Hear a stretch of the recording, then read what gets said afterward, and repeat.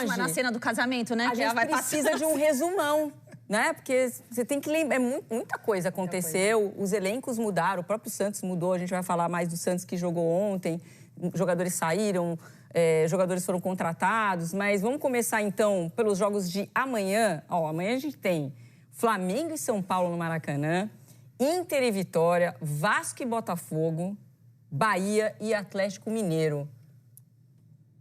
Aí no domingo a gente tem Corinthians e Bragantino, Cruzeiro e Grêmio.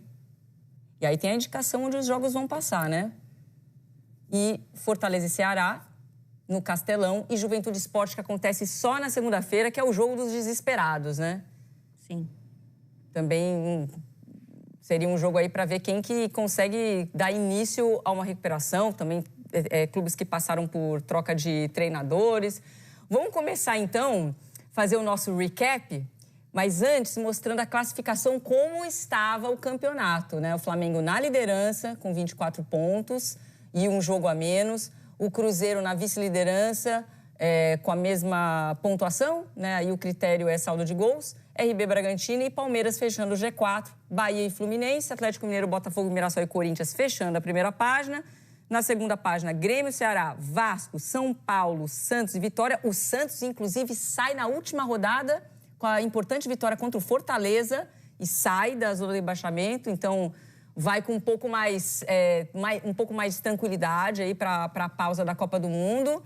Internacional, Fortaleza, Juventude e Sport. Como eu falei de recap, a gente tem que também fazer um recap de quem mudou os treinadores.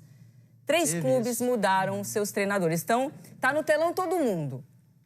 Cuca continua no Atlético Mineiro, Rogério Ceni também um dos mais longevos. Eu não vou, agora. Eu vou o contrato no Bahia também.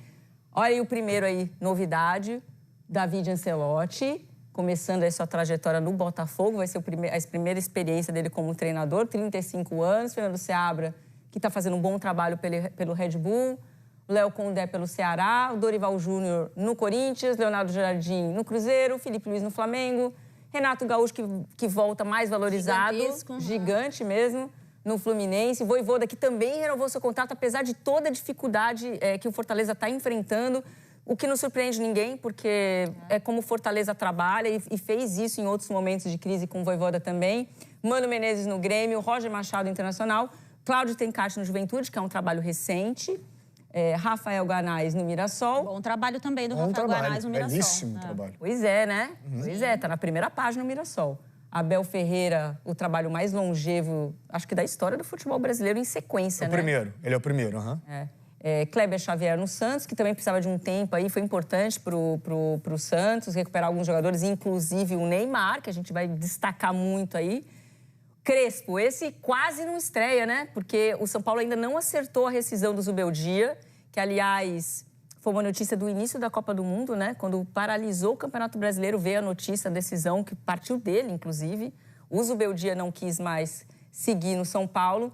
E aí, o mesmo Júlio Casares, que demitiu o Crespo em 2021, falou: eu acho que esse ano vai dar, vamos trazer o homem de volta, e foi campeão paulista em São Paulo, pelo São Paulo em 2021, que era um título que São Paulo, aliás, quebra um jejum gigantesco do São Paulo de títulos. E quebra o time todo, a temporada inteira. Não, mas, né? Ele sabe que ele não consegue fazer o time reagir no brasileiro, né? Daniel Paulista no Sport, que também é recente. Fernando Diniz no Vasco, que acho que essa paralisação foi ótima para ele, né? Que está também no início de trabalho. E o Carille, que é o mais novo aí. Foi... né? O Carpini foi demitido no começo da semana, depois da eliminação...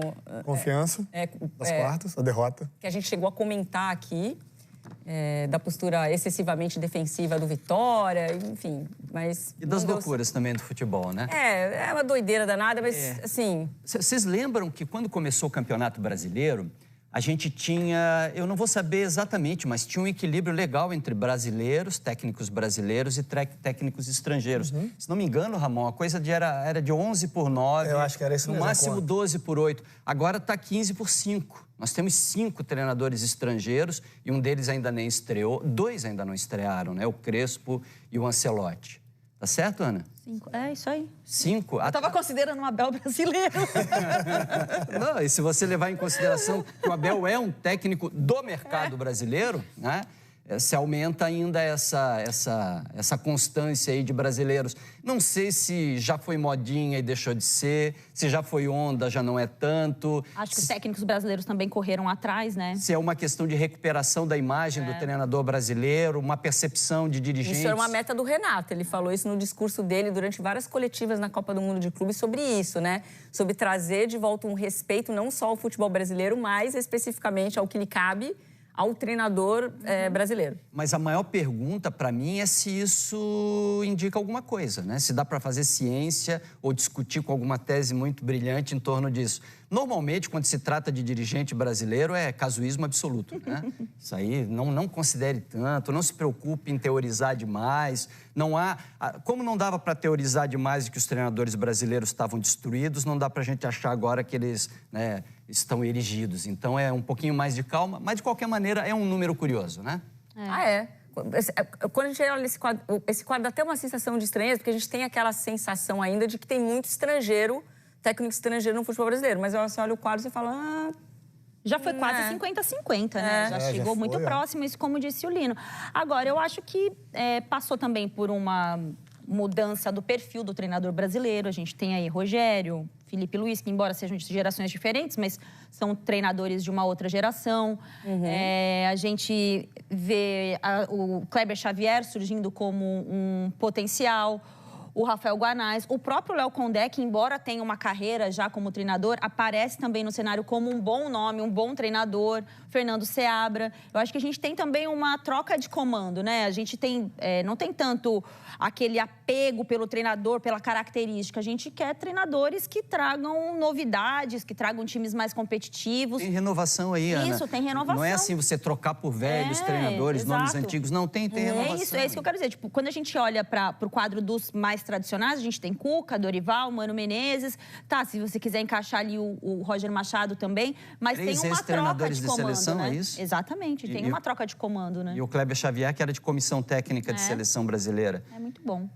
Que leva a outra discussão, né, Ana? Será que a gente perdeu o status para o treinador brasileiro de seleção brasileira e eles voltaram para o mercado nacional? Será que...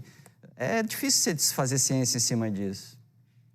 Eu só acho que esse telão mostra que o Brasileirão, em termos de comando, ele tá com mais cara de Brasileirão, né? É o que vocês destacaram. Em outros momentos, a gente tinha aí mais bandeirinhas estrangeiras, principalmente de técnicos portugueses, do que a gente está vendo na Série A nesse momento. O jogo vai pegar fogo, você acha? É o Inter-Vitória? Eu acho. Por tudo que envolve. Pela demissão do Thiago Carpini, agora no primeiro jogo da volta, pós-parada. O Carille já chegando, sendo anunciado horas depois. E aí o Inter, com todo esse contexto de querer sair da zona. Gente, né? Exatamente. A gente mostrou aí, né, no nosso recap desses 2 jogos, que o Inter vem de uma sequência aí, 6 jogos sem vencer. Depois das sequências de vencibilidade seguidas, né, do Roger Machado, mas dá para entender. Tava difícil ali equilibrar os pratinhos. Aí vem uma outra informação que eu busquei com alguém lá do Rio Grande do Sul. Gostamos. Que o foco do Internacional nesse primeiro semestre era classificar na Libertadores.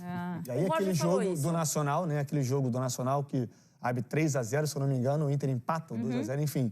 Desgastou muito o elenco e aí o Roger teve que rodar no Brasileiro, teve que poupar mais do que ele acharia que tivesse que poupar. E aí o Inter derrapou um pouco. Teve uma derrota aqui pro Botafogo, que jogou um time praticamente reserva, assim, 4, 5 jogadores titulares, que foi 4-0, se eu não me engano, no Newton Santos, que não foi uma derrota que caiu muito bem lá no Rio Grande do Sul. Então, assim, o Roger teve problema de lesão também, né? Problemas ofensivos, enfim.